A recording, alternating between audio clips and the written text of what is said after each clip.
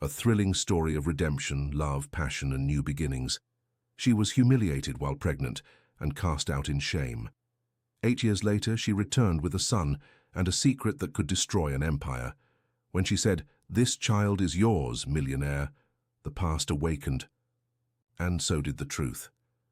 Watch this story until the end. You'll be surprised by it. If you like stories of love and romance, subscribe to this channel. Leave your comment.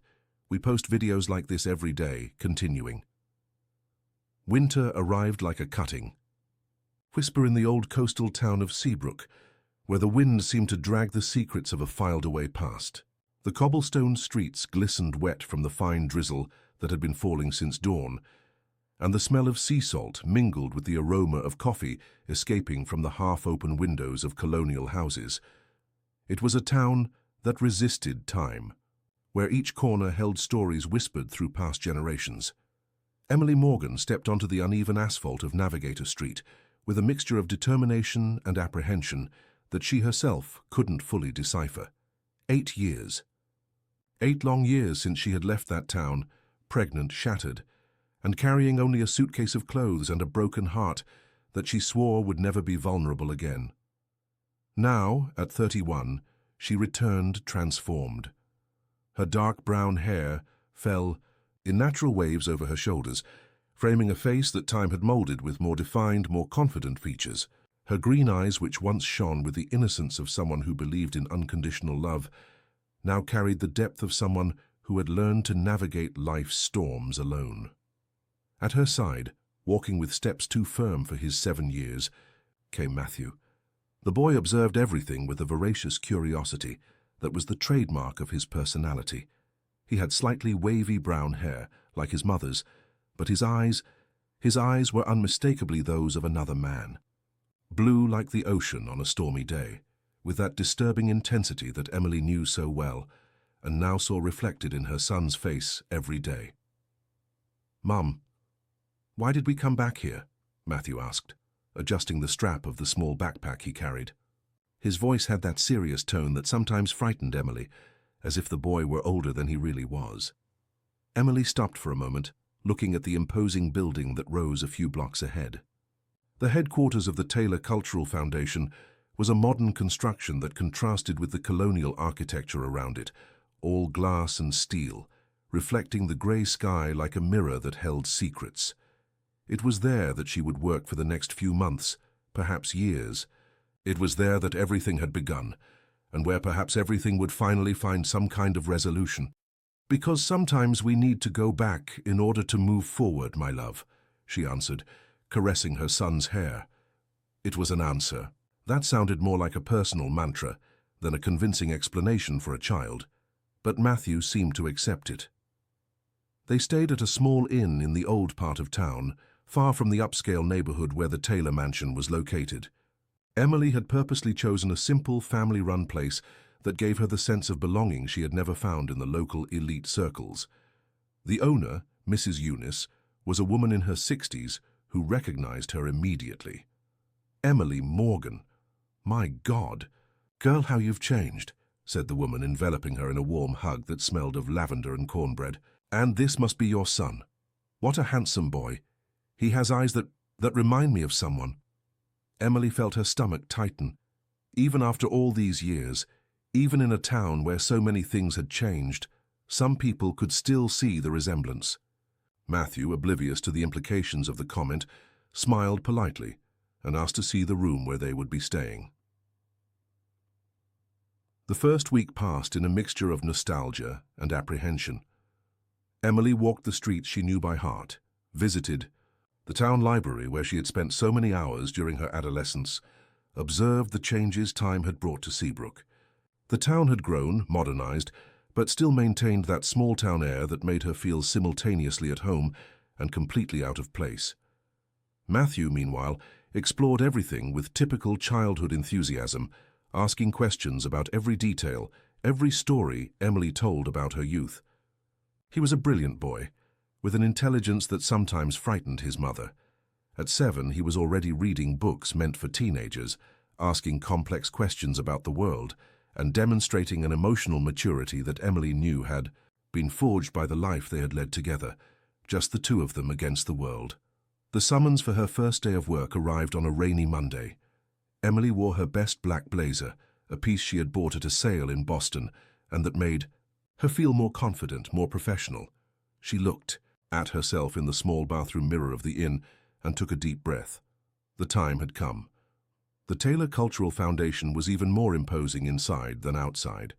The entrance hall was a spacious area with a double-height ceiling where contemporary works of art shared space with carefully catalogued historical pieces. The white marble floor reflected the natural light that came through the huge glass windows, creating an environment that was both solemn and welcoming.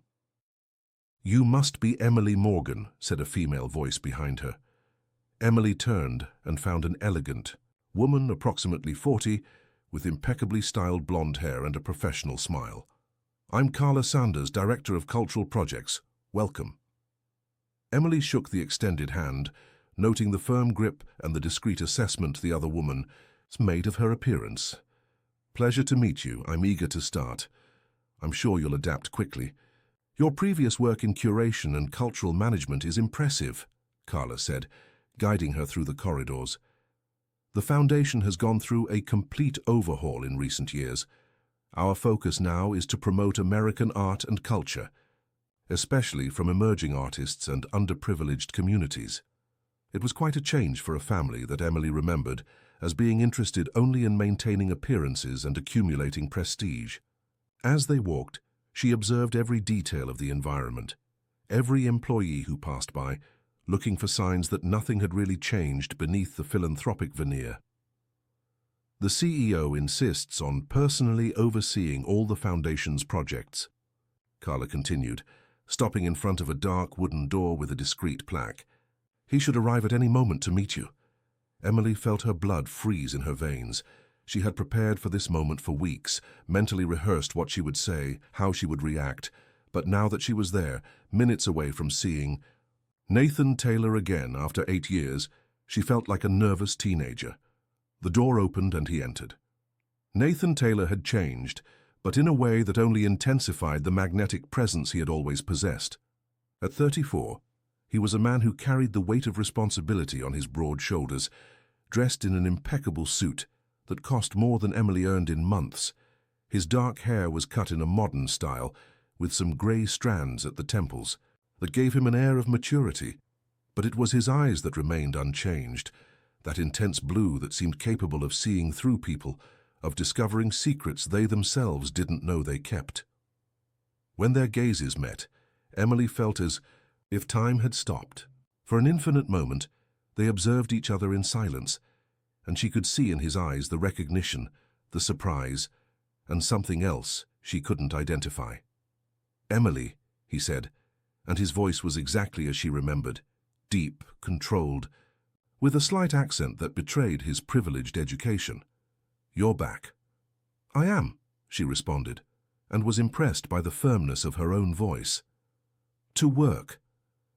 Carla looked from one to the other with a confused expression, clearly perceiving that there was something she didn't understand.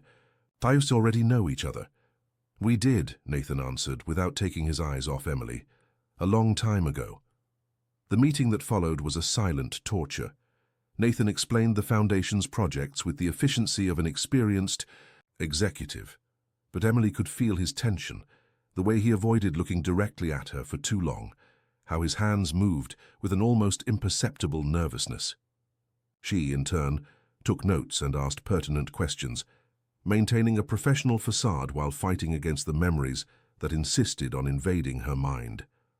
When the meeting ended and Carla left, they were alone for the first time in 8 years. The silence stretched between them like an abyss, full of unspoken words and poorly healed wounds. "Why did you come back?" Nathan finally asked, leaning on the meeting table, his fingers drumming nervously on the glass surface.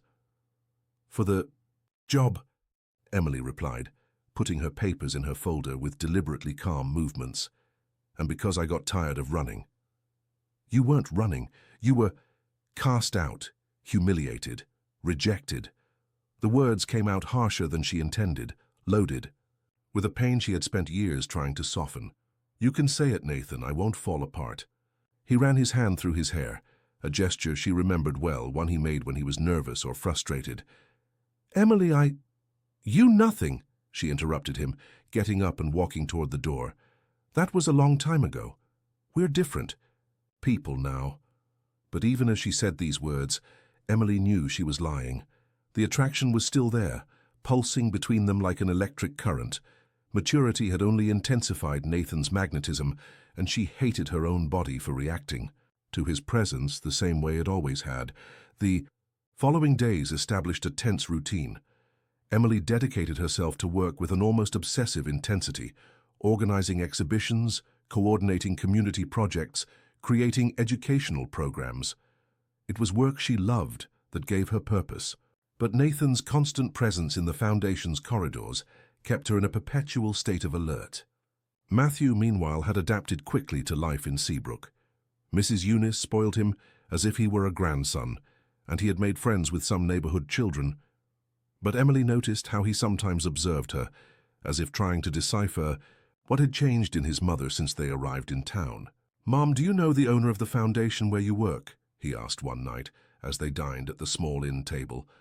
Emily almost choked on her orange juice. "Why do you ask that?" "Because you act different when you talk about work. And today, when we passed in front of the building, you looked at it as if you were, I don't know, nervous." The boy's perception was frightening. Emily leaned over the table, looking into her son's blue eyes, so similar to his father's that it sometimes physically hurt. "Matthew, you know you can ask me anything, right?" "Can I?" He seemed to consider this for a moment. "Then, who is my father?" The question Emily had always known would come, but for which she had never felt completely prepared. For years, she had told her son that his father was a man who couldn't be present, that they were a perfect family, just the two of them. But now, back in Seabrook, with Nathan so close, the lie had become unsustainable. "Your father," she began, feeling the weight of the truth pressing against her chest like a stone. "Your father is someone who lives here in Seabrook. Someone who didn't know about your existence." Matthew's eyes widened. "He doesn't know I exist?" "He didn't," Emily corrected. "But maybe it's time to tell him." It was a rainy Friday when Emily finally gathered her courage. She waited until all the Foundation employees had left, staying behind with the excuse of finishing some reports. When she heard Nathan's footsteps echoing down the corridor toward the elevator, she left her office. "Nathan." He turned, surprised to find her there. "Emily, still working? It's almost 8 o'clock." "We need to talk," she said, and something in her voice must have communicated the seriousness of the moment, because he cancelled the elevator and followed her back to the meeting room. They sat across from each other, as they had done so many times in the past few weeks to discuss projects, but this time the air between them was charged with a different tension, heavier, more definitive. "When you sent me away," Emily began, "I was 2 months pregnant." Nathan remained motionless, as if he had been struck by lightning. His skin paled and he ran his hand over his mouth, an unconscious gesture that she recognized as one of absolute shock. "The boy I brought with me. Matthew. He's your son." The silence that followed was deafening. Nathan stared at her with an expression that mixed disbelief, horror, and something that could be panic. Emily observed the emotions succeeding each other on his face like waves in a storm, until he finally managed to speak. You had my child and never told me." "I did tell you," Emily responded, her voice firm despite her racing heart. "The night before I left, you said I was a gold digger, that I was trying to take advantage of you, that I would never be anything more than a summer fling." The memory of that night returned with full force. Emily, young and in love, had gone to the Taylor mansion with the pregnancy test result in her hands, dreaming of a happy ending that never came. Instead, she found a cold, distant Nathan, who looked at her as if she were a stranger trying to pull a con. I don't remember you saying you were pregnant," he whispered, running his hands through his hair. "Because you didn't let me finish speaking. You kicked me out before I could say anything." Nathan rose abruptly, walking to the window. Outside, the rain continued to fall, creating hypnotic patterns on the glass. "My God, Emily, a child, I have a child." You do, she confirmed. A brilliant, curious, loving boy. A boy who grew up without a father because the man who fathered him decided I wasn't worth it. It wasn't. It wasn't like that, Nathan turned to her, and Emily could see unshed tears shining in his eyes. You don't understand. My family, the pressures, the expectations. I was young, scared. And I wasn't? Emily stood up too, her voice gaining strength. You think it was easy for me, leaving pregnant, without money, without support, to a city where I didn't know anyone, raising a child alone, working 2 jobs to pay rent for a 1-bedroom apartment, explaining to a child why he didn't have a father like the others? They were now a few steps from each other, and Emily could feel the heat emanating from his body, could see every detail of his face, the expression, lines around his eyes, the almost imperceptible scar on his chin that he had gotten in a bicycle fall when they were teenagers, the way his lips contracted when he was emotional. I want to meet him, Nathan said, his voice hoarse. I want to meet my son. It's not that simple, Emily replied, but her resolution was beginning to waver. You can't just appear in his life and expect everything to magically work out. Then tell me how. Tell me what I need to do. The sincerity in his voice disarmed her. For a moment, Emily saw not the powerful CEO, not the man who had rejected her years ago, but the young man she had fallen hopelessly in love with. The young man who made her laugh, who kissed her as if she were the only woman in the world, who whispered promises of the future while they made love on hot summer nights. First, she said, forcing herself to maintain distance, you need to understand that Matthew is my priority. He always has been, he always will be. If you hurt him in any way, I'll disappear with him and you'll never see us again. I understand. Second, this isn't about us. This is about him. Whatever existed between us died 8 years ago. Nathan took a step toward her and Emily felt her heart dangerously accelerate. Did it really? The question hung in the air between them, loaded with meanings that neither was ready to face. Emily could feel the attraction pulling her toward him like an irresistible tide, could see in his eyes that he felt the same thing. But she had learned, through pain and solitude, to be stronger than her desires. It did, she lied, stepping back. And it's better that way. But when she left the foundation that night, walking through the wet streets of Seabrook to the inn where Matthew was waiting with a drawing he had made of the sea view, Emily knew she had started something she wouldn't be able to control. The truth was finally in the light, and like all powerful truths, it had the power to destroy everything they had built to protect themselves, or to save them once and for all. At the inn, Matthew greeted her with the smile that always managed to melt her heart. "Mom, look what I did today." He showed the drawing, an intense blue sea under a stormy sky with 2 small figures on the beach, holding hands. "Who are these people?" Emily asked, trying to keep her voice casual. "It's us," he replied, "but today I dreamed there was someone else with us, a tall man, with blue eyes like mine." Emily felt the world spin around her. Sometimes children's intuition was more powerful than any adult logic. She kissed her son's forehead and helped him prepare for bed, but stayed awake until late, looking out the window at the town lights and wondering if she had done the right thing in coming back, in telling the truth, in opening a door that perhaps would be better kept closed forever. The following morning arrived grey and heavy, as if the sky itself reflected the turbulence Emily felt inside. She woke before sunrise, watching Matthew sleep peacefully beside her on the small bed at the inn. His face was relaxed, innocent, unaware of the storm approaching their lives. Emily reached out and brushed a lock of brown hair from her son's forehead, noting once again how he was the perfect image of Nathan at that age. Throughout the night, she had been haunted by memories she had fought to keep buried. She remembered how Nathan used to sleep, with the same peaceful abandon as Matthew, how he whispered her name between dreams on the nights they spent together. She remembered the taste of his lips, the texture of his skin, the way he looked at her as if she were the only woman in the world. And she also remembered the glacial coldness in his eyes on the last night they were together, when he expelled her from his life with words that still burned inside her.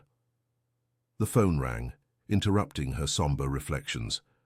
It was a number she didn't recognize, but something instinctive made her answer. "Emily." Nathan's voice sounded tense even through the line. "We need to meet, today, before you take Matthew anywhere."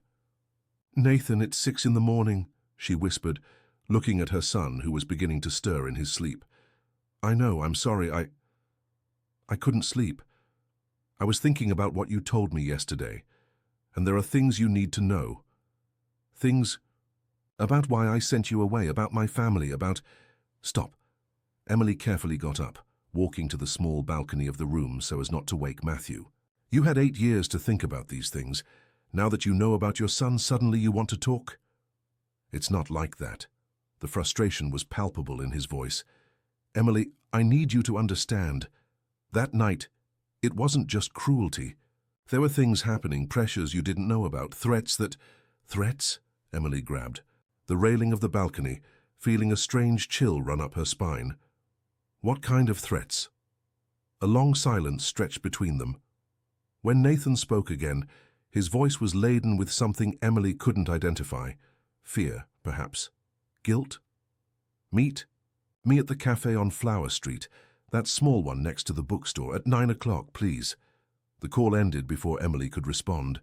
She stood there on the balcony, watching the town slowly awaken, wondering if she was being manipulated once again, or if there really was something Nathan needed to tell her.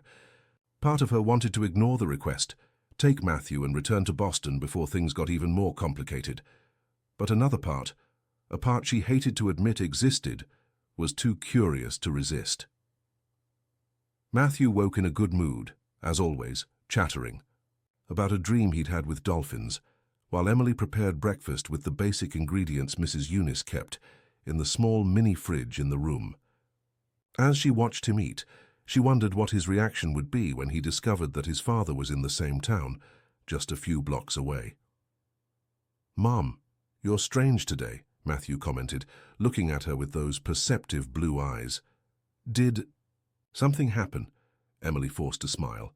"Nothing major, my love. I'm just thinking about work. How about staying with Mrs. Eunice this morning? She said she has some new books to show you." Matthew seemed satisfied with the prospect, and Emily felt both relieved and guilty for using the kind lady's goodness as an escape from her personal dilemma. Flower Street Cafe was exactly as Emily remembered, small, cozy, with worn wooden tables and the aroma of fresh coffee mixed with the smell of baked bread. It was the kind of place where secrets were whispered over steaming cups and where people met when they wanted privacy away from the curious eyes of the local elite. Nathan was already there when she arrived, sitting at a corner table, wearing jeans and a navy blue shirt that enhanced the color of his eyes. He looked like he had slept as little as she had, with dark circles he couldn't hide and visible tension in his shoulders. When he saw her enter, he stood up like a gentleman, an automatic gesture that spoke of the refined education he had received. "Thank you for coming," he said, pulling out the chair for her. His courtesy only intensified the strangeness of the situation. Emily sat down, accepting the coffee he had ordered for her, exactly how she liked it, with brown sugar and a touch of cinnamon. The fact that he still remembered such small details disturbed her more than it should. "You said there were threats," she began without preamble. "What kind of threats?" Nathan sighed, running his hand through his hair, that nervous gesture she knew so well. "My father was always controlling, obsessive about the family's reputation, about keeping up appearances. When he found out about us, about our relationship, he was furious. He knew? Someone told him. I never found out who, but I suspect it was my mother. She was always jealous of any woman who got close to me, especially if she wasn't from our social circle." Nathan made quotation marks with his fingers, and Emily could hear the disgust in his voice. Emily felt a pang of pain as she remembered Nathan's mother, Victoria Taylor, an elegant and cold woman who had always treated her with barely disguised disdain. On the few occasions they had met, Emily had felt the woman's appraising gaze, as if she were being weighed and considered. "Inadequate. And then?" she asked, trying to keep her voice neutral.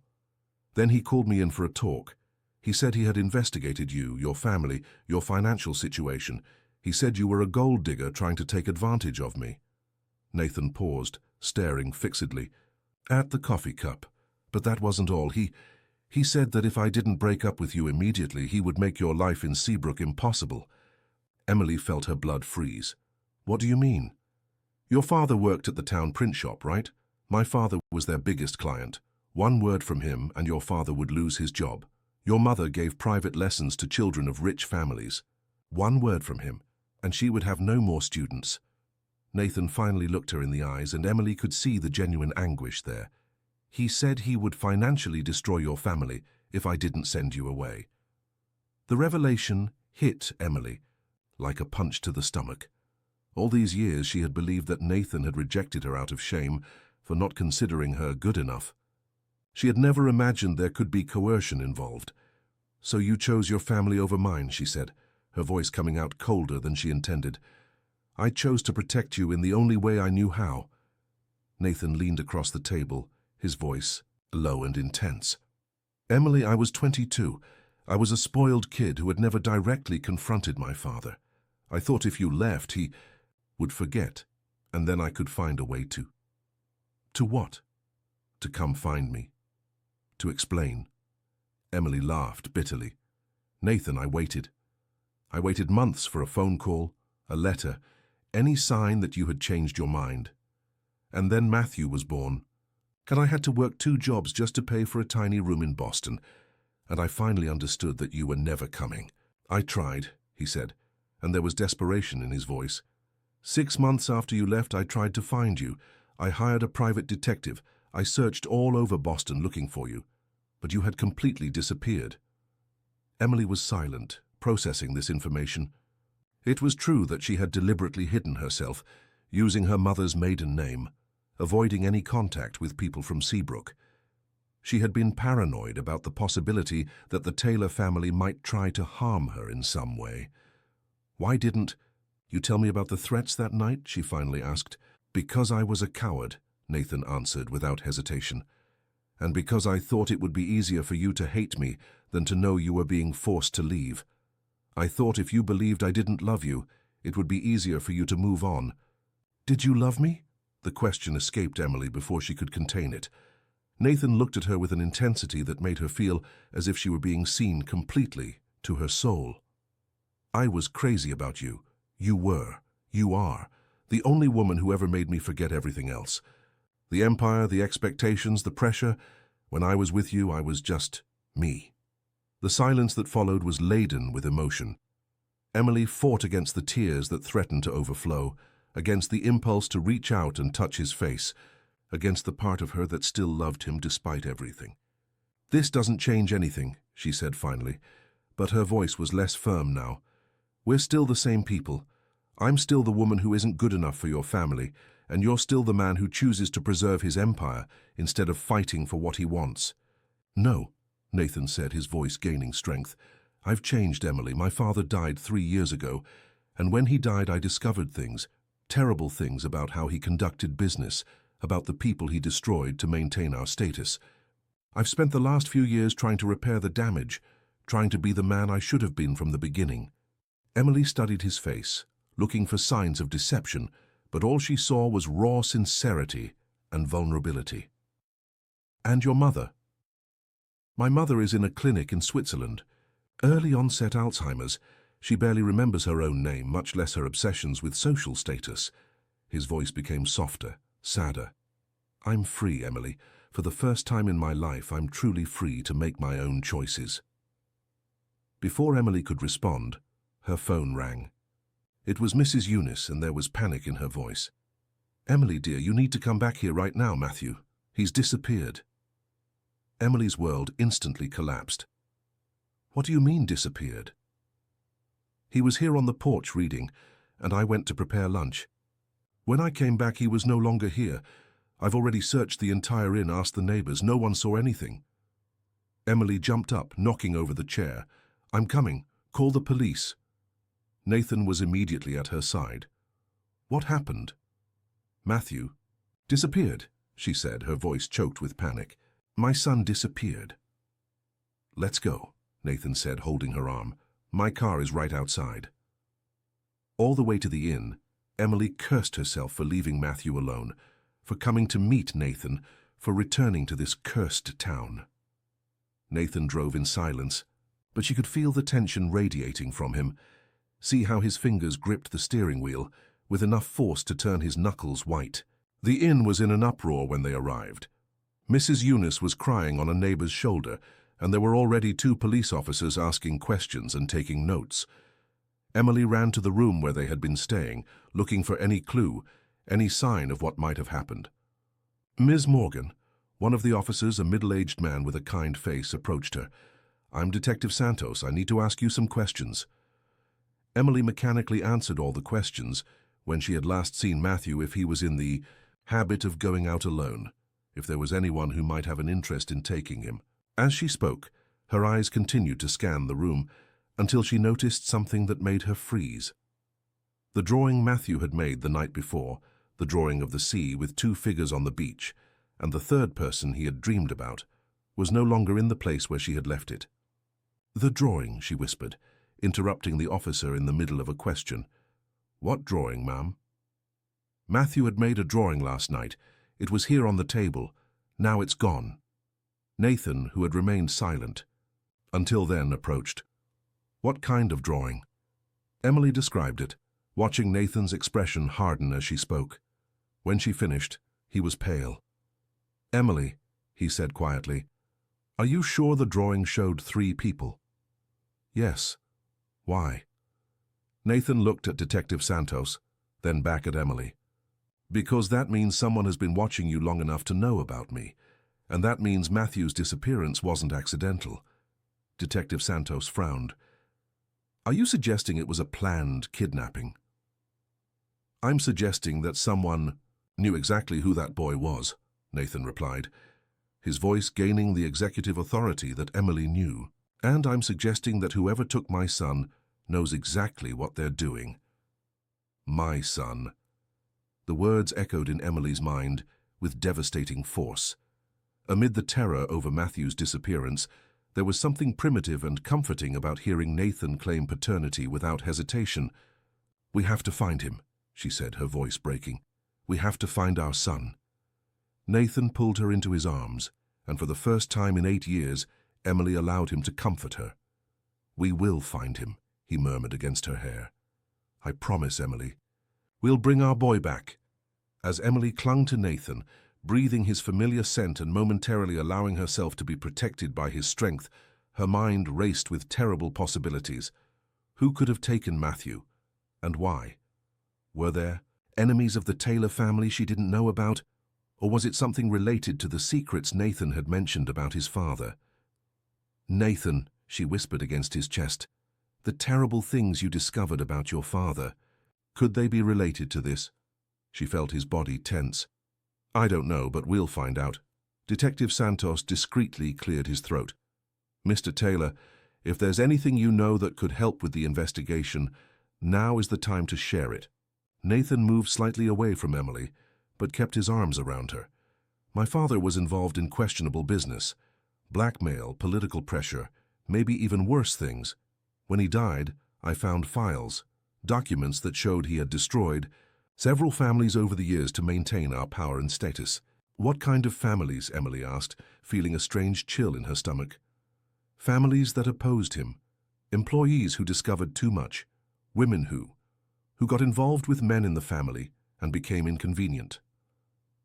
Nathan's words hit Emily like a terrible revelation. "Women like me." "Women like you," he confirmed, his voice heavy with guilt. "Emily, I think my father wasn't just threatening your family that night. I think he was planning to do something worse if you didn't leave voluntarily." Mrs. Eunice, who had approached during the conversation, made a strangled sound. "My God, do you think this has to do with Carmen?" Everyone turned to her. "Who is Carmen?" Detective Santos asked. "Carmen Valdez. She worked at the Taylor mansion about 10 years ago.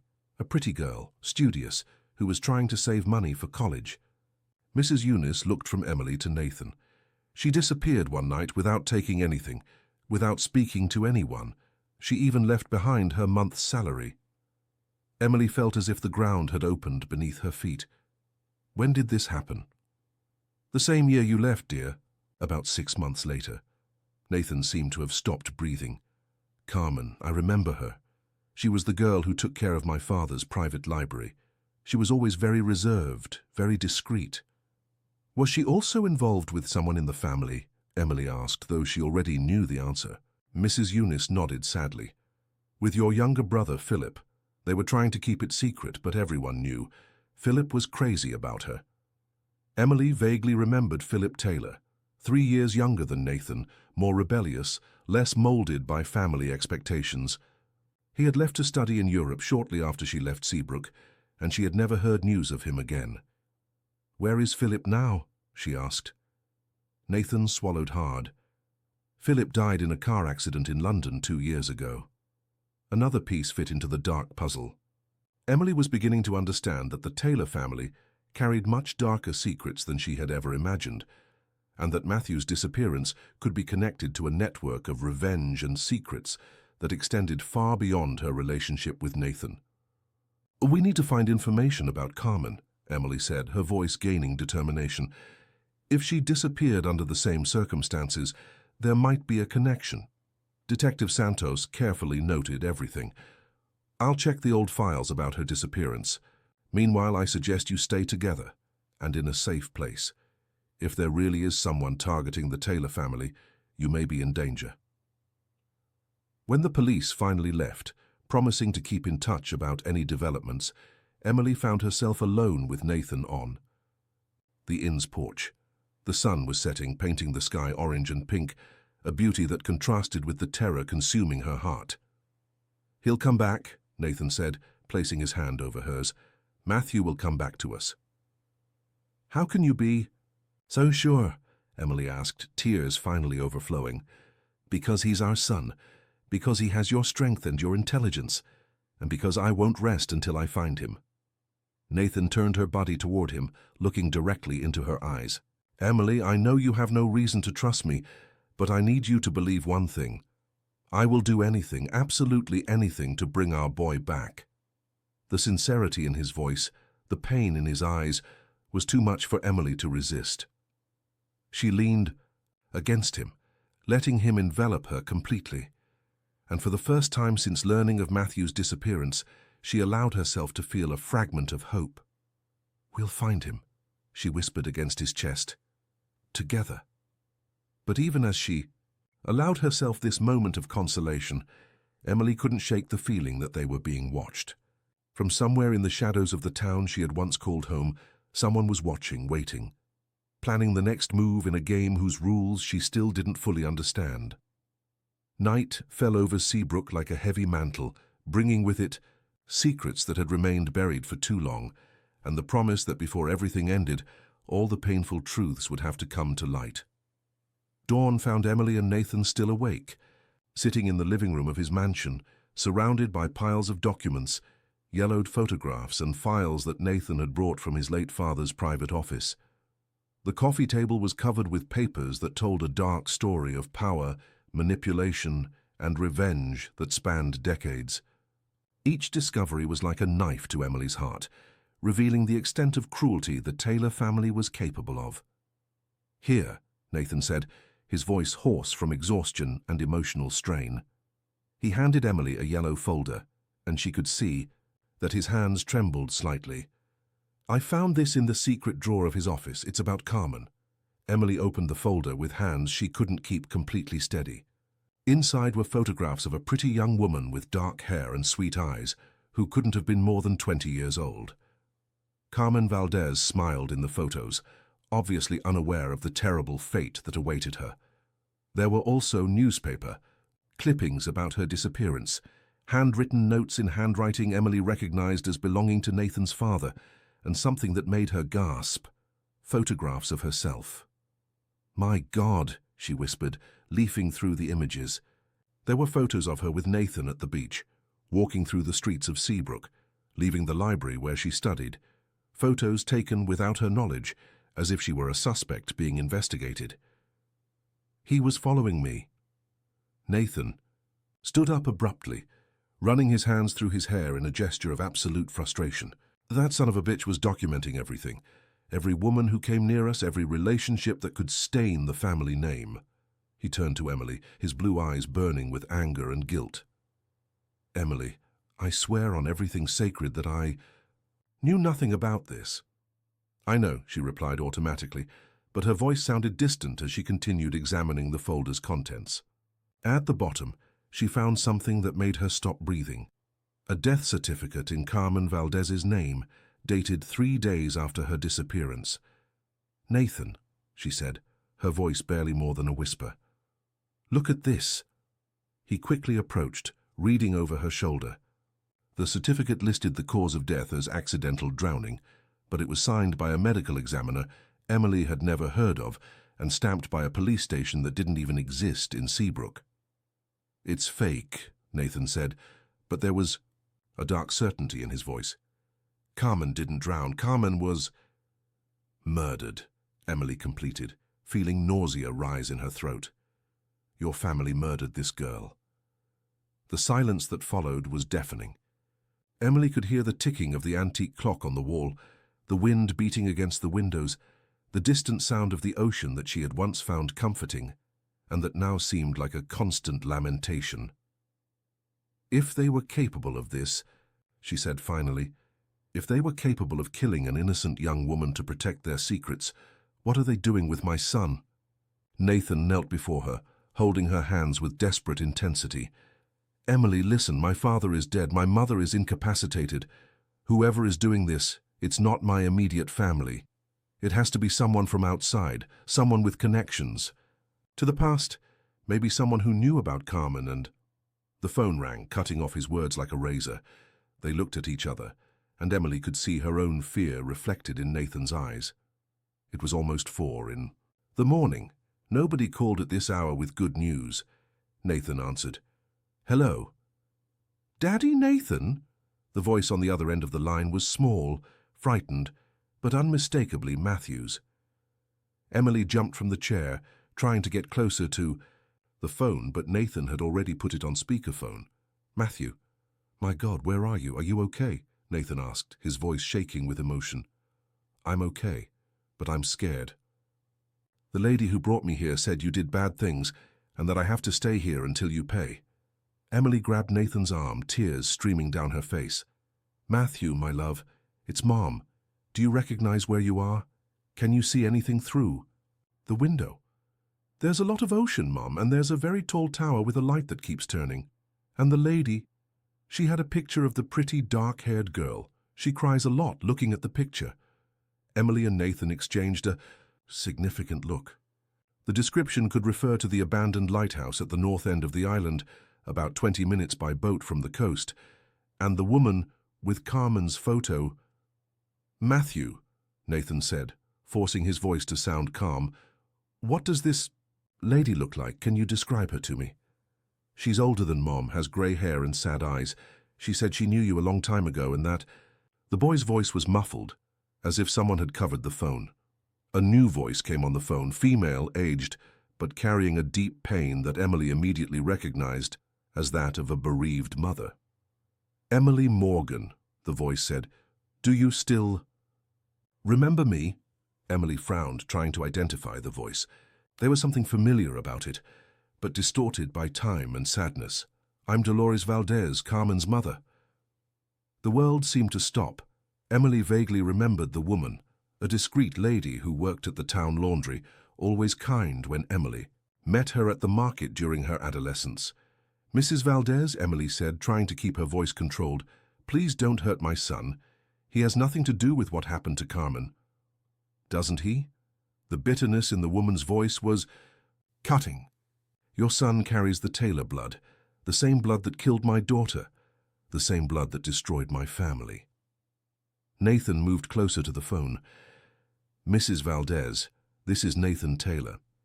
If there's blame for what happened to your daughter, it's mine, not Emily's, not Matthew's. Let the boy go and talk to me. A bitter laugh echoed through the line. Oh, Mr. Taylor, the prince who never got his hands dirty, you think I don't know it was your family who ordered my Carmen's death. You think I don't know your father had her killed because she was pregnant with Philip's child. The revelation hit Emily like lightning. Carmen was pregnant, just as she had been. The difference was that Carmen hadn't had the chance to leave. She had been permanently silenced. "Mrs. Valdez," Emily said, her voice broken with emotion, "I understand your pain. I understand your desire for revenge. But Matthew is innocent. He's just a child." "Like my Carmen was just a child," Dolores replied. "Like the baby she carried was just a child. But that didn't stop the Taylors from drowning her in the sea as if she were garbage." Emily could hear Matthew crying in the background, and each sob from her son was like a dagger in her heart. "Please," she pleaded, "tell me what you want. What can I do to bring my son back?" "I want the truth," Dolores said. "I want the world to know what the Taylors did. I want them to pay for what they did to my family." "I'll tell everything," Nathan said immediately. "I'll go to the police, to the newspapers, wherever you want. I'll hand over all the documents my father kept. I'll testify against my own family if necessary. Just return the boy." "Words are easy, Mr. Taylor. Your family has always been good with pretty words and empty promises." "Then tell me what you need as proof," Emily intervened. "Is there something specific you want, some particular evidence?" There was a long pause, and Emily could hear muffled whispers, as if Dolores were talking to someone else. "The diary," she said finally. "Carmen kept a diary where she wrote down everything.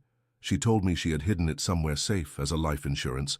Find Carmen's diary, bring it to me with all the evidence it contains, and I'll return the boy." "Where could this diary be?" Nathan asked.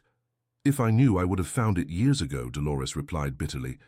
"You have until sunset tomorrow. If you don't bring the diary, the boy will meet the same fate as my daughter." The line went dead. Emily collapsed in the chair, sobbing uncontrollably. All the fear, all the tension, all the pain of the last few days finally overflowed in a torrent of tears she could no longer contain. Nathan enveloped her in his arms, murmuring words of comfort, but she could feel that he too was trembling. "We're going to find that diary," he said against her. "Hair. I don't know how, but we'll find it." "And if we can't?" Emily asked, her voice muffled against his chest. "What if she really harms Matthew?" "That won't happen," Nathan said with a firmness that she didn't know if he truly felt or was feigning for her. "I won't let it happen." Emily moved away enough to look him in the eyes. "Nathan, if we can't find the diary, if she really hurts our son, I won't be able to live with it." "Emily." He held her face between his hands, his thumbs wiping away the tears that continued to fall. "We'll find him. We'll bring Matthew home, I promise."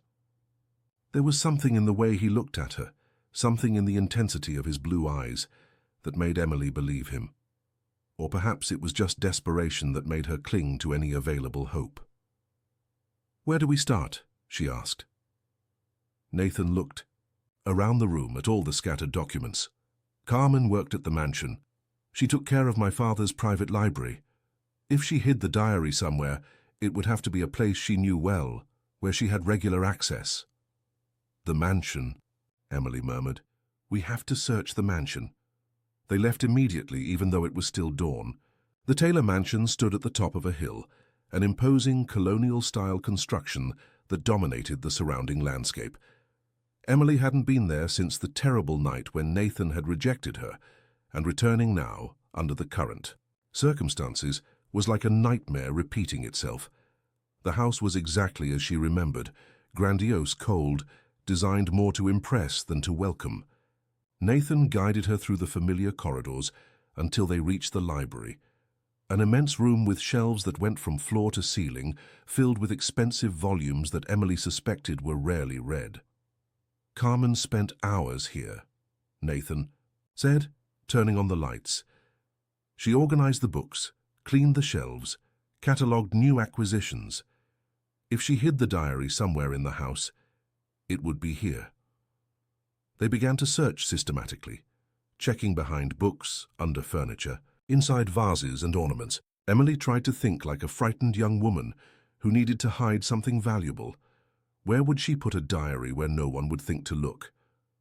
"Nathan," she said, suddenly stopping in the middle of the library. "You said Carmen catalogued new books?" Yes, she was very organized, kept records of everything. Then she knew the library's organization system better than anyone else. Emily headed for a specific section of the library, the rare and antique books that were kept in a glass-protected bookcase. If I were her, I'd hide the diary in a place too obvious to be suspicious. She began examining the oldest books, looking for one that seemed out of place or modified. It was then that she noticed something strange, a volume on American history that looked newer than the others, despite being classified as 19th century. "Nathan, come here." He approached as Emily carefully removed the book from the shelf. When she opened it, she discovered that the pages had been cut in the center, creating a secret compartment, and inside that compartment, "Carmen's diary," Emily whispered, removing a small red leather-covered notebook.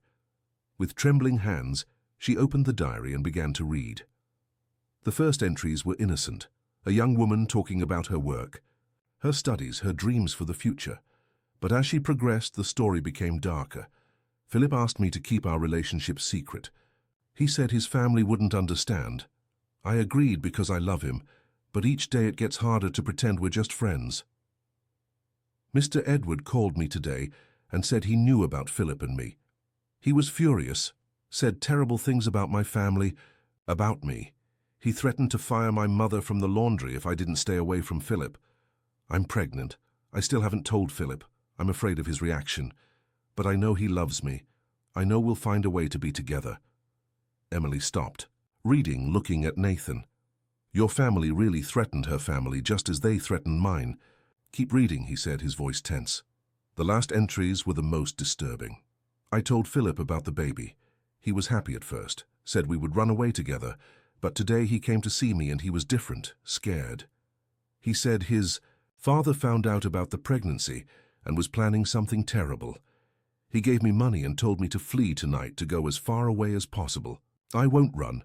I won't leave Philip to face this alone. If the Taylor family wants war, I'll give them war.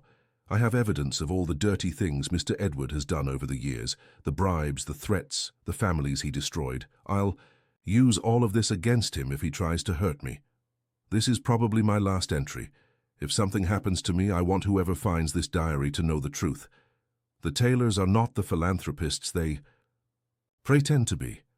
They are a family of predators who destroy anything that threatens their power. If I disappear, it was Edward Taylor who ordered it. And if Philip also disappears, it was because he tried to protect me. I hide this diary here, in the library in the American History Volume the 3rd. If someday someone comes looking for the truth, here it is. Carmen Valdez was never a gold digger trying to take advantage of the Taylor family. I was a woman who loved and was loved, and who died because this family doesn't tolerate their prey fighting back." Emily closed the diary, feeling as if she had been punched. Carmen's courage, her determination not to flee even knowing the danger, was both inspiring and devastating. "Philip tried to save her," Nathan said quietly. "My brother tried to do the right thing." "And died for it, didn't he?" Emily asked, though she already knew the answer. "The car accident in London, I always thought it was strange. Philip was a careful driver, and the accident happened on a road he knew well." Nathan ran his hand over his face, seeming to have aged 10 years in the last few hours. "My father killed them both, killed the woman Philip loved, and then killed my own brother to hide the crime." Emily moved closer to him, holding his hands. "Nathan, this is not your fault. You couldn't have known, but I could have suspected, could have questioned more, investigated more.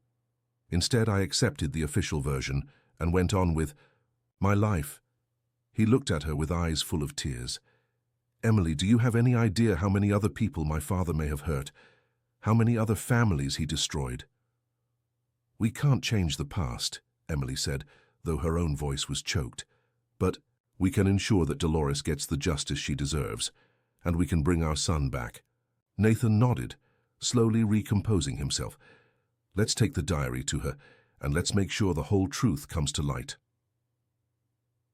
When they left the mansion, the sun was beginning to rise, painting the sky in golden and rosy tones.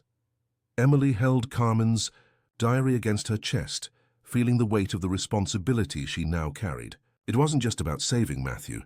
It was about giving voice to a young woman who had been silenced, about honoring her memory and ensuring that her death was not in vain. "Emily," Nathan said as they walked back to the car, "regardless of what happens today, I need you to know something." She stopped, looking at him. "I never stopped loving you. During all these years, not a day went by that I didn't think of you, that I didn't regret letting my fear and cowardice destroy what we had." He held her face between his hands. "If we manage to bring Matthew back, if we manage to overcome all this, I want to try again. I want to be the man I should have been from the beginning." Emily felt fresh tears spring to her eyes, but this time they weren't just of sadness. "Nathan." "You don't need to answer now," he said. "I just wanted you to know." She leaned against him, breathing in his familiar scent, feeling the strength of his arms around her. "I never stopped loving you either," she whispered. "As much as I tried, as much as I hated myself for it, I never managed to completely forget you." They kissed then, there in the garden of the mansion where so many tragedies had begun, as the sun rose over Seabrook like a promise of redemption. It was a desperate kiss, loaded with 8 years of longing, of fear for the son they were trying to save, of hope that perhaps, just perhaps, they could find a way to rebuild what had been destroyed. When they separated, both were crying. "Let's go get our son," Emily said. "Let's go," Nathan agreed.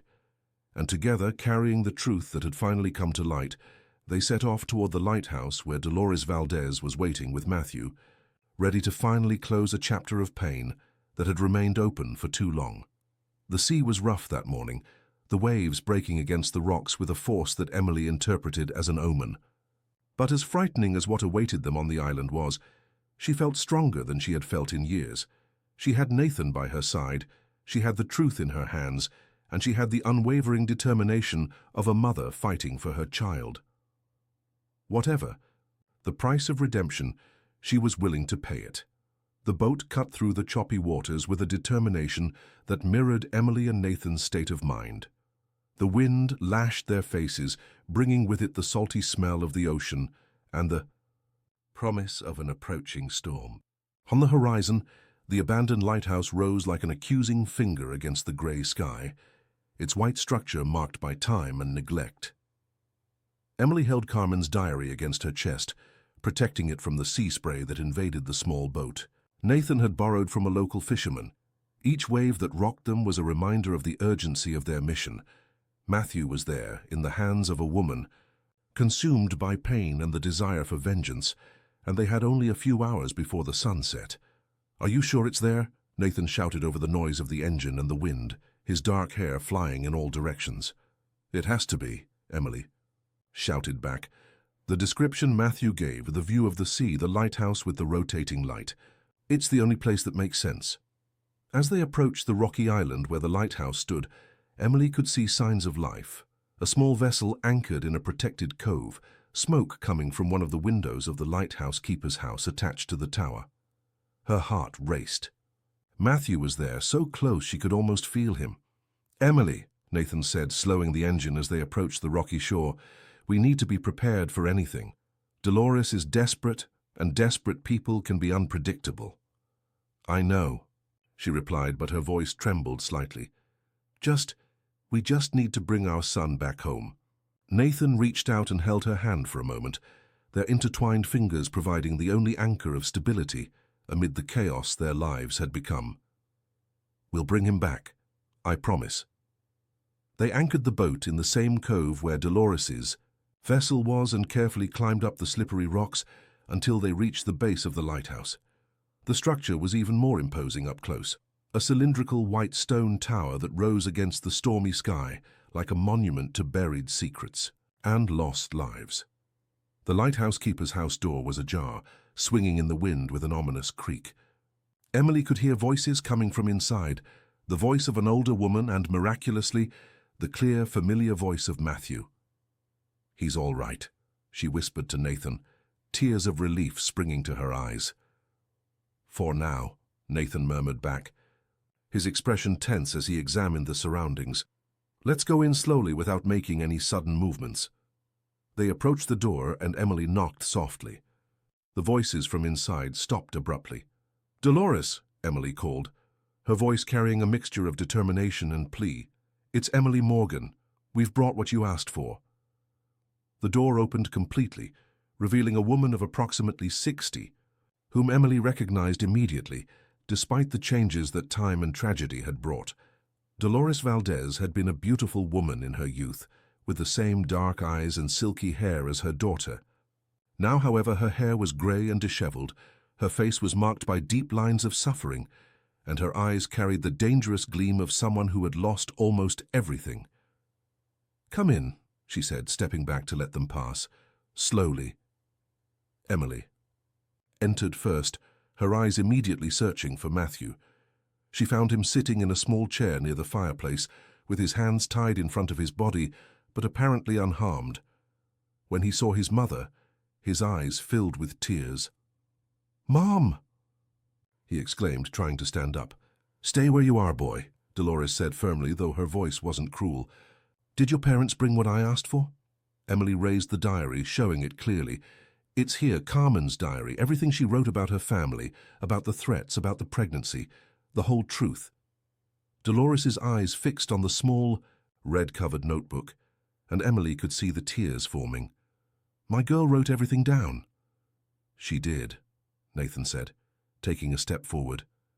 "Mrs. Valdez, my name is Nathan Taylor, and I've come here to publicly acknowledge the crimes my family committed against you and your daughter." Dolores studied him with an expression that mixed hatred and curiosity. "You look just like your brother Philip when he was young. Carmen always said you two had the same blue eyes, but that Philip had a kinder heart." "Philip tried to save her," Nathan said. "He tried to convince her to run away, and died for it," Dolores replied bitterly, "just as my daughter died for falling in love with the wrong man." Emily took another step toward Matthew, but Dolores raised her hand to stop her. "First, I want to hear the whole truth. I want you to tell me exactly what you discovered about what happened to my Carmen." For the next half hour, Emily and Nathan told everything they had discovered: the documents in Edward Taylor's office, the surveillance photographs, the fake death certificate, and finally, Carmen's own words in the diary. As the story unfolded, Dolores wavered between vindication and devastation, sometimes crying silently, sometimes clenching her fists in anger. "He not only killed my daughter," she said when they finished, "he killed my grandchild too. A child who never had a chance to live." "Yes," Nathan confirmed, his voice heavy with guilt, "and then he killed my brother to cover up the crime." "I want this to be public," Dolores said, abruptly standing up and walking to the window that overlooked the stormy sea. "I want everyone to know what kind of monster Edward Taylor was. I want my daughter's name to be cleared, for people to know she wasn't a gold digger trying to take advantage of your family." "We'll do that," Emily said. "We'll go to the press, to the police, to the district attorney. We'll make sure the whole truth is told. And the foundation," Nathan added.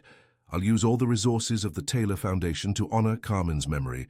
We'll create a scholarship program in her name for young women from working families who want to study." Dolores turned slowly to them, and for the first time since they had arrived, Emily saw something beyond pain in her eyes. She saw hope. "You would really do that? You're not just saying what you think I want to hear?" "No," Emily and Nathan said in unison. "Mrs. Valdez," Emily continued, "I understand your pain more than you imagine. I too was threatened by the Taylor family. I too had to leave pregnant and raise my child alone. The difference is that I was lucky enough to escape. Carmen didn't have that luck." "And now you're together again," Dolores observed, looking from Emily to Nathan. "Love one, after all." "We're still figuring that out," Emily admitted honestly, "but we know we want to give our son the family he deserves." Dolores was silent for a long moment, looking at Matthew, who had remained surprisingly calm throughout the conversation, absorbing every word with the sharp intelligence that was characteristic of him. "That boy," she said finally, "he has his father's eyes, but he has his mother's heart. During the time he spent here with me, he didn't cry once, Instead, he asked about my sadness, wanted to know why I looked at Carmen's photo so much. And what did you tell him? Emily asked. I told him the truth, that I had lost my daughter a long time ago and that I was very angry with his family. But I also said that I could see he was a good child, raised with love. Dolores looked directly at Emily. You did a good job with him, even alone. The words touched Emily deeply. Thank you. Mrs. Valdez, Matthew said for the first time since his parents had arrived. Can I ask you something? You can, my boy. The girl in the photo, Carmen, was she in love like my mom and dad were? Dolores smiled for the first time, a sad but genuine expression. She was. She was very much in love. Then she must have been very happy before she died. The profound simplicity of Matthew's observation moved all the adults in the room. Dolores approached him, and with trembling hands began to untie his hands. You're right, my boy. She was very happy while she could be. As soon as his hands were freed, Matthew ran to Emily, who enveloped him in a desperate hug, breathing in the familiar smell of his hair and feeling relief flood her like a wave. Are you all right, my love? Did she hurt you? Emily asked, quickly examining her son. I'm fine, Mom. Mrs. Valdez took care of me. She even taught me how to make bread. Emily looked over Matthew's head at Dolores, who was watching the reunion with a complex expression.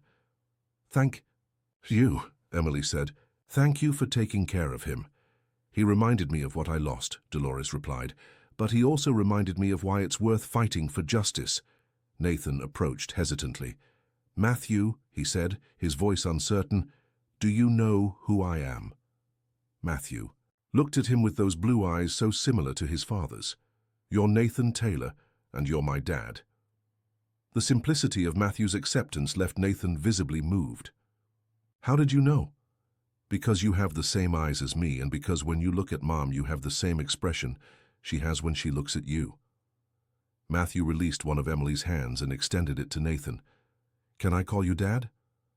Nathan knelt down to be at his son's height, accepting the small hand with reverence. I would love that, Matthew. Dad, Matthew said, testing the word, why weren't you with me when I was little? It was an innocent question that carried the weight of 8 years of complex explanations. Nathan looked at Emily, who nodded encouragingly. Because I made very big mistakes, Nathan said honestly, because I was a coward and let other people convince me to do the wrong thing. But if you'll let me, I want to spend the rest of my life making up for that lost time. Matthew considered this seriously, with that disconcerting maturity he sometimes demonstrated. Will you leave again? Never, Nathan said with absolute conviction. If your mother allows, I'll stay with you forever. Mom, Matthew looked at Emily. Will you let him? Emily looked at Nathan, at Dolores, who was watching the scene with tears in her eyes, at her son, who was holding both parents' hands for the first time in his life. I will, she said, if he proves he's really changed. I will prove it, Nathan said, every day, for the rest of my life. Very well, Dolores interrupted, her voice slightly hoarse with emotion. Now that the family is reunited, we have work to do. You said you would make everything public. I want you to start today. Yes, Emily agreed, still holding Matthew. But first, let me ask you, how did you plan all this? How did you know I had returned to Seabrook? Dolores smiled almost conspiratorially. I have a friend who works at City Hall. He told me about your hiring at the foundation, and once I knew you were back, I started watching. I saw you with the boy, saw his resemblance to the Taylors, and began to suspect. When I saw Nathan react to seeing you on your first day of work, I was sure. You were following us, Emily realized. I was. And when I saw you discovering the truth about Carmen, I knew it was my chance to finally get justice. Mrs. Valdez, Nathan said, you could have come to us directly. You didn't need to kidnap Matthew. And would you have listened to me? She asked defiantly. Or would you have had security throw me out as you did with so many other people over the years? Emily had to admit that Dolores had a point. You're right. We probably wouldn't have given you the proper attention. Besides, Dolores continued, I needed to be sure that you really cared, that you weren't just going to give me money and try to silence the scandal. I needed to see that you were willing to fight for what's right. And now, are you sure? Nathan asked.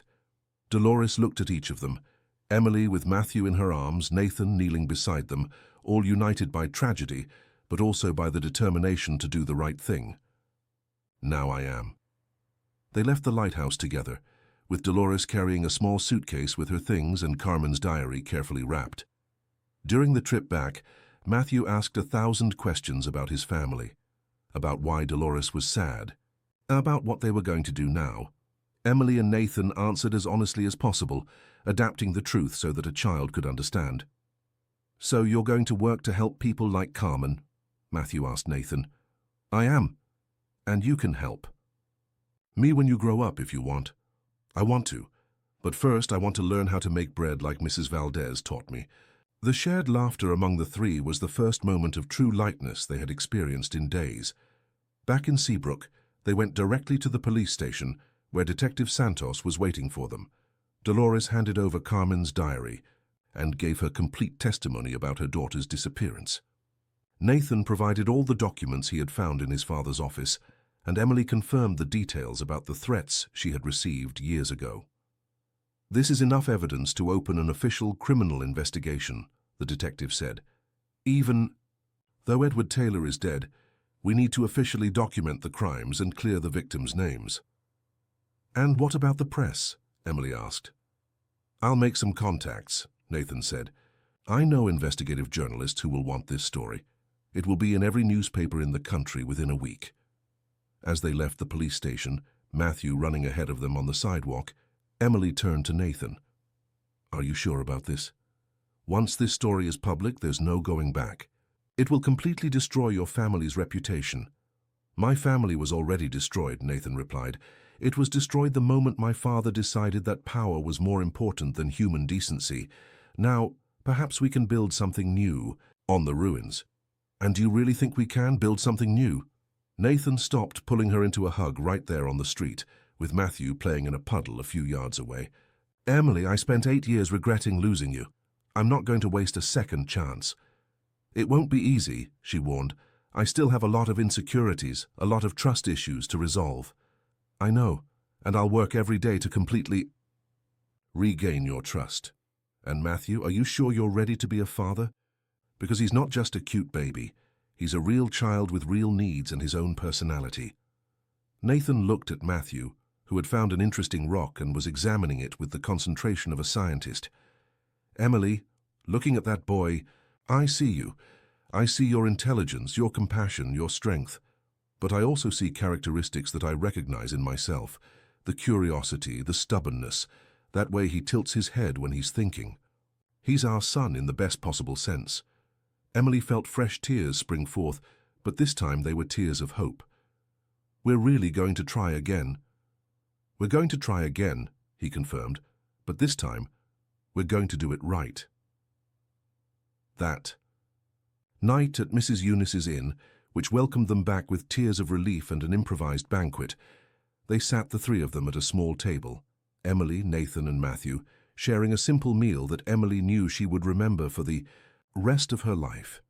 It was the first time they ate together as a family, and despite all the complications they would still face, despite the scandals that would unfold in the coming months, she allowed herself to believe that perhaps, just perhaps, they could find the happy ending that had seemed impossible for so long. Dad, Matthew said, trying to cut a piece of chicken with fierce determination, when are we going to our new house? Emily and Nathan looked at each other. There was still so much to resolve, so many decisions to make. What kind of new house do you think we'll have? Nathan asked. Matthew looked at him as if the answer were obvious. A house where we all live together, where Mom doesn't get sad when she thinks I'm not looking, and where you're never away from us again. The simple wisdom of the child momentarily silenced them. Emily reached across the table and held Nathan's hand, intertwining their fingers. I think we can arrange that, she said. And for the first time in 8 years, Emily Morgan allowed herself to believe that love could indeed conquer all. 3 weeks later, Seabrook woke up to headlines that shook the town to its foundations.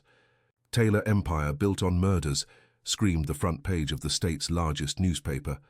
Pregnant young woman killed to protect rich family's reputation, echoed another. Crimes covered up for decades finally come to light, completed a third.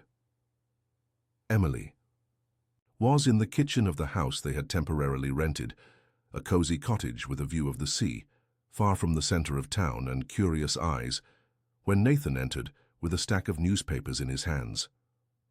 His face was pale, but there was a resolute determination in his blue eyes. "It's all out," he said, spreading the newspapers on the kitchen table. "Every detail, every crime, every life my father destroyed." Emily dried her hands on the dish, towel, and approached, looking at the headlines that documented decades of corruption, blackmail, and murder. There were photos of Carmen Valdez smiling innocently, photos of Philip Taylor in his last days before the accident, and a photo of her with Matthew, identified as the victims who managed to escape. "How are you feeling?" she asked, studying his face. Nathan sighed deeply, running his hand through his hair, that nervous gesture she had learned to recognize. "Relieved, actually. For the first time in my life, I feel that the Taylor name can mean something beyond fear and corrupt power." Matthew appeared in the kitchen, still in pajamas, with his hair messed up from sleep. In the past few weeks, he had adapted to Nathan's presence with an ease that sometimes surprised Emily. It was as if the child had been waiting his whole life to have a father, and now that he had arrived, everything finally made sense. "Good. Morning, Dad," Matthew said, hanging on Nathan's arm with the natural familiarity of a child who had never known rejection. "Good morning, champ," Nathan replied, lifting the boy and giving him a hug. Emily watched the interaction, feeling her heart warm with the ease with which they had built their bond. "What are all these newspapers?" Matthew asked, looking at the table covered with headlines. Emily and Nathan exchanged a look. They had decided to be honest with Matthew about the situation, but adapting the truth for his age. "Remember when we talked about how sometimes people do bad things and then have to take responsibility?" Emily explained. "Well, Dad's grandfather did very bad things a long time ago, and now everyone is learning the truth." Matthew considered this seriously, with that thoughtful expression that made him seem older than his 7 years. "And does that mean you're going to have problems?" "Some people might be upset with us for a while," Nathan said honestly, "but we did the right thing by telling the truth." "Then it's all right," Matthew declared with the simple logic of childhood. "Mrs. Eunice always says that the truth might hurt at first, but then it heals everything." The unexpected wisdom of the observation made Emily smile, but her smile faded when the phone rang. Nathan answered, and she could see his expression harden as he listened. "I understand," he said finally. "Yes, we'll be there." "What was it?" Emily asked when he hung up. "It was my lawyer. Apparently some members of the company board are trying to remove me from the presidency. They think the scandal makes me unsuitable to lead the company." Emily felt a chill in her stomach. "Can they do that?" "They can try. Technically, I'm still the largest shareholder, but if they can prove incompetence or misconduct—" Nathan didn't finish the sentence, but the meaning was clear. "Would that change anything for us?" Emily asked, though she already knew that the financial answer didn't matter as much as she feared the pressure might affect Nathan. "Financially? No. I have enough investments outside the company to support us comfortably, but symbolically." He looked out the window at the turbulent ocean. "The company is the only good thing left from my family's legacy. If I lose control, I can't guarantee they'll continue with the reparation programs we created." Emily moved closer to him, placing her hand on his arm. "Then we'll fight. Together." "No," Nathan said firmly. "Emily, I'm not going to drag you and Matthew into another battle. You've already been through enough because of my family." "Nathan Taylor," Emily said, her voice gaining that tone of determination he had learned to respect. "We are a family now, and families fight together." Before he could protest, Matthew interjected in the conversation. "Dad, what does remo, that big word, mean?" "Remove," Nathan explained. "It means to take someone away from their job." "And they want to take you away from your job because your dad did bad things?" "It's more or less like that." Matthew frowned with indignation. "But that's unfair. You didn't do the bad things. Sometimes life is unfair, champ. Then we have to make it fair again, Matthew declared with absolute conviction. Mum always says that when something is wrong, we have to fix it. Emily knelt, to be at her son's height. And how do you think we can fix this? Simple, Matthew said, as if the answer were obvious. We'll tell everyone all the good things Dad is doing now, like how he's going to help people like Mrs. Valdez's daughter. Matthew's childlike logic gave Emily an idea. Nathan, when is the board meeting? Tomorrow at 2 in the afternoon. Then we have time. Time for what? Emily smiled, and Nathan recognized that determined expression he had fallen in love with years ago. To remind this town who you really are. What followed were 24 hours of frantic activity. Emily used all the contacts she had made during her work at the foundation, calling artists, educators, community leaders, and employees. Dolores Valdez, who had become an unexpected ally, helped organize an impromptu press conference. On the morning of the board meeting, the company hall was packed. There were representatives from all the communities that had benefited from the foundation's new programs, young artists who had received scholarships, family mothers who had found employment through the training programs Nathan had created. I wasn't expecting this, Nathan murmured to Emily as they watched the gathered crowd. I was, she replied.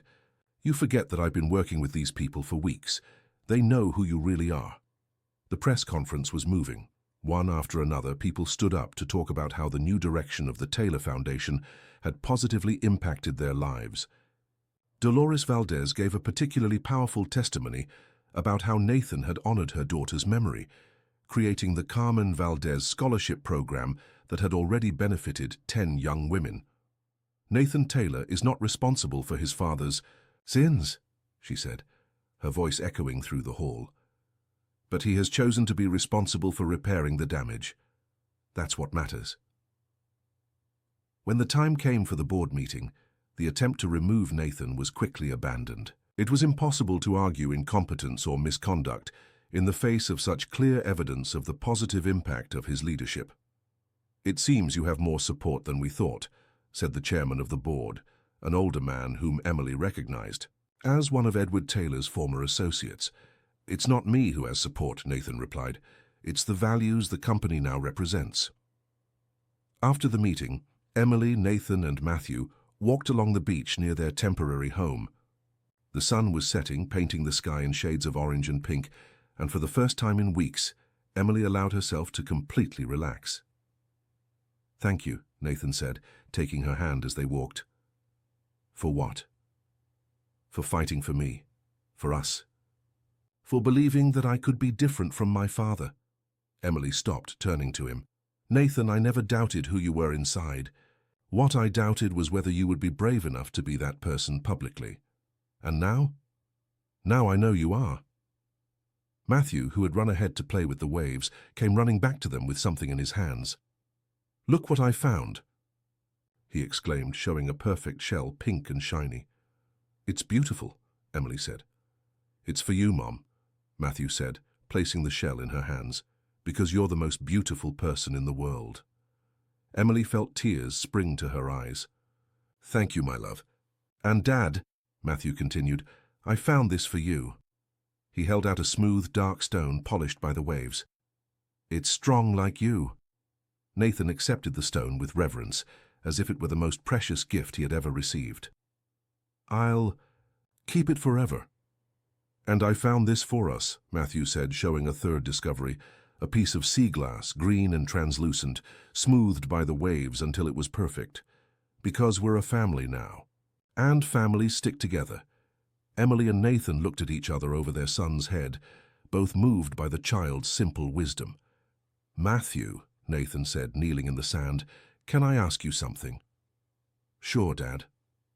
How would you feel if I asked your mother to marry me? Matthew's eyes widened with excitement. Really? You're going to get married? Emily looked at Nathan with surprise. They had talked about rebuilding their relationship, about creating a family together. But an official proposal was something she hadn't expected so soon. If she says yes, Nathan replied, taking a small velvet box from his pocket. Emily held her breath when he opened the box, revealing a simple but elegant ring, an emerald the same green as her eyes, surrounded by small diamonds. "Emily Morgan," he said, still kneeling on the wet sand, "I wasted 8 years of our life out of cowardice and fear. I don't want to waste even one more day. Will you marry me?" Emily looked at the man kneeling before her, the father of her son, the man who had found the courage to expose his own family's crimes, who had fought to rebuild a blood-stained legacy into something beautiful. She looked at Matthew, who was hopping with anxiety beside them, his blue eyes shining with happiness. "Yes," she said, and her voice came out stronger than she expected. "Yes, I want to marry you." Nathan slid the ring onto her finger with hands that trembled slightly, and then stood up to kiss her. It was a kiss that contained 8 years of longing, weeks of fear for Matthew's safety, and the promise of a future built on truth and genuine love. "Can I be the best man?" Matthew asked, interrupting the kiss. "You can be whatever you want." Emily laughed, enveloping her son in a hug. "I want to be the best man and also carry the rings and also give a speech," Matthew declared. "All that?" Nathan asked, laughing. "All that. And I want Mrs. Valdez to come too, and Mrs. Eunice and all the friends from the foundation." "Looks like we're going to have a big wedding," Emily observed. "No," Nathan said, looking into her eyes. "We're going to have a wedding full of love, which is quite different." 2 months later, on a golden autumn afternoon, Emily Morgan and Nathan Taylor were married on the beach, where they had reunited after so many years. The ceremony was simple but moving, with Matthew carrying the rings with absolute seriousness, Dolores Valdez reading a poem she had written for the occasion, and Mrs. Eunice crying with joy in the front row. Emily wore a simple white silk dress that flowed in the sea breeze, and Nathan was elegant in a navy blue suit that enhanced his eyes. When they exchanged vows, the words were their own, promises of honesty, of courage, of never again letting fear separate what love had united. "I promise," Emily said, holding Nathan's hands before all those they loved, "to love you not just for the man you are today, but for the man you choose to be every day." "And I promise," Nathan replied, his voice choked with emotion, "to spend the rest of my life proving that I deserve the love that you and Matthew give me." When the judge declared them husband and wife, the celebration that followed lasted until the wee hours. There was music, dancing, stories told, and tears of joy shed.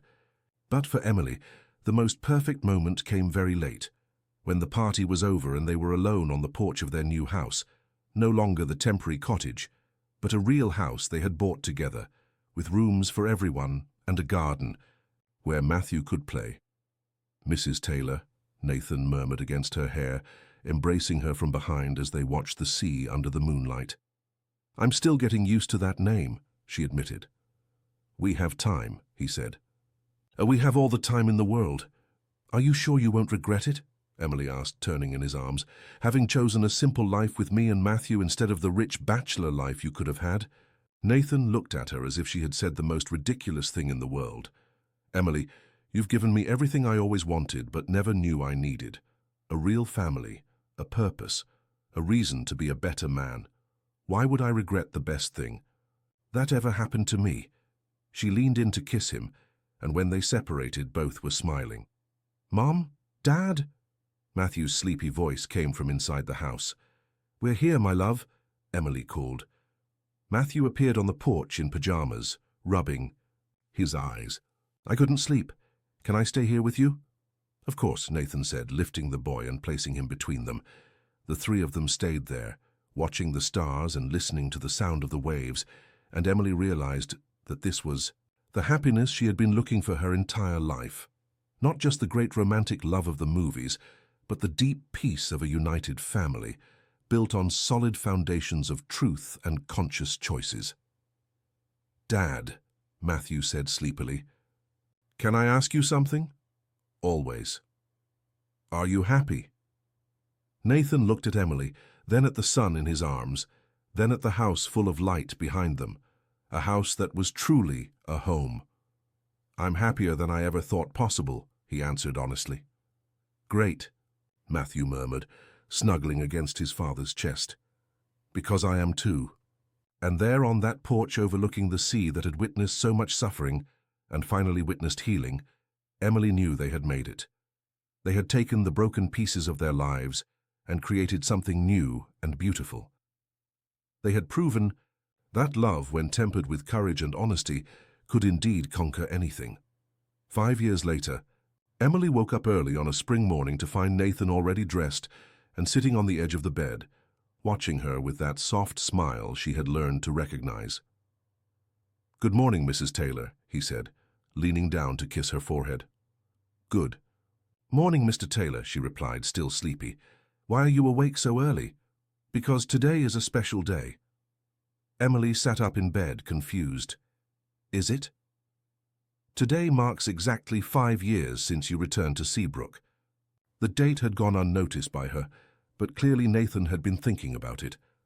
"And that means—" "It means we've survived 5 years of marriage, that Matthew has become an amazing preteen who still makes us proud every day, and that the Carmen Valdez Foundation has already helped more than 200 young women achieve their educational dreams." Emily smiled, remembering how they had decided to rename the entire foundation in honor of Carmen, transforming it from a superficial philanthropy project into an organization that truly changed lives. "And it also means," Nathan continued, "that it's time for you to know about the surprise I've been planning for months." "What surprise?" Instead of answering, he pulled her from the bed and took her to the window overlooking the garden. Outside, she could see Matthew, now 12 years old and almost her height, helping Dolores plant flowers in a new flower bed. Surprise in the garden?" she asked. "Look closer." Emily looked again and noticed there was a small plaque in the flower bed. When she was able to read the words from where she stood, her heart leaped. "Carmen and Philip Taylor Memorial Garden," she read aloud. "Nathan." "I wanted to create something permanent," he explained, "a place where people can come to remember them, to reflect on how love can be stronger than fear." Emily felt tears spring to her eyes. Even after all these years, Nathan still found ways to honor those his family had harmed. "There's more," he said softly. "More? Dolores didn't come here just to help with the garden. She came to stay forever." Emily turned to him, surprised. "What do you mean?" "I mean I offered her the guest house at the back of the property. She accepted moving here to be close to the memorial and to help with the foundation's programs." Nathan held her hands. "I know I should have consulted you first, but—" "It's perfect," Emily interrupted him. "It's absolutely perfect." At that moment, Matthew came running through the bedroom door. "Mom, Dad, come see what Mrs. Valdez taught me about plants." They followed him to the garden, where Dolores greeted them with the warm smile that had replaced the bitterness she had carried for so many years. At 70, she had found a new family in them, just as they had found an adoptive grandmother for Matthew. "What do you think of the garden?" she asked, obviously proud of the work. "It's beautiful," Emily said, admiring the white and red roses that formed a delicate pattern around the memorial plaque. "Matthew chose the colors," Dolores explained. "He said white represents the peace that Carmen and Philip finally found, and red represents the love they shared." Emily looked at her son, no longer the small boy she had brought back to Seabrook, but an intelligent and compassionate young man who continued to surprise her every day. "That was a very wise choice," she said. "I learned from the best," Matthew replied, winking at his parents. That afternoon, while Matthew played with the neighbors' children and Dolores prepared her famous cornbread in the kitchen, Emily and Nathan sat on the porch, observing the serene movement of the life they had built. "Any regrets?" Nathan asked, a question that had become a tradition between them on important anniversaries. "None," Emily replied, as always. "And you?" "Just one," he said, and she turned to him, surprised. It was the first time he had said something different. "Which one?" "That I wasn't brave enough to fight for you from the beginning, that I let 8 years pass before becoming the man you deserved." Emily took his hand, intertwining their fingers. "Nathan, if you had been different back then, perhaps we would never have gotten this far. Maybe we needed those 8 years to become the right people for each other." "Do you really believe that?" "I do. And you know why? Because if we hadn't gone through all that, Matthew wouldn't exist as he is today. I wouldn't be the strong woman I became, and you wouldn't be the man of integrity you chose to be. She leaned against his shoulder. Sometimes the longest path is the only one that leads to the right destination. Nathan kissed the top of her head. I love you, Emily Taylor. And I love you, Nathan Taylor. From the garden they could hear Matthew laughing with his friends, Dolores humming in the kitchen, and the soft sound of waves breaking on the Satch beach. It was the sound of a full life of happiness earned through hard work and conscious choices. And as the sun set over Seabrook, painting the sky in golden tones that made everything seem magical, Emily knew that her story had found its perfect ending. Not because there were no more challenges ahead, there always would be, but because they had finally learned that together, united by love and truth, they could face any storm. The town that had once witnessed so much pain was now home to a family that proved every day that redemption was possible, that the mistakes of the past didn't have to define the future, and that true love, tempered by time, tested by adversity, and consciously chosen every day, was truly the most powerful force in the world. And so in the end, Emily and Nathan not only found their way back to each other, but created a legacy of hope that would endure far beyond their own lives in the young women who would receive scholarships from the Carmen Valdez Foundation, in the families who would find strength in their story, and in the son who had grown up knowing that love was both a gift and a choice. In Seabrook, where the winds carried stories of past generations, they now also carried whispers of a new narrative, a story of love that had triumphed over fear, of truth that had defeated lies, and of a family that had proven that sometimes the happiest endings are those that took the longest to arrive.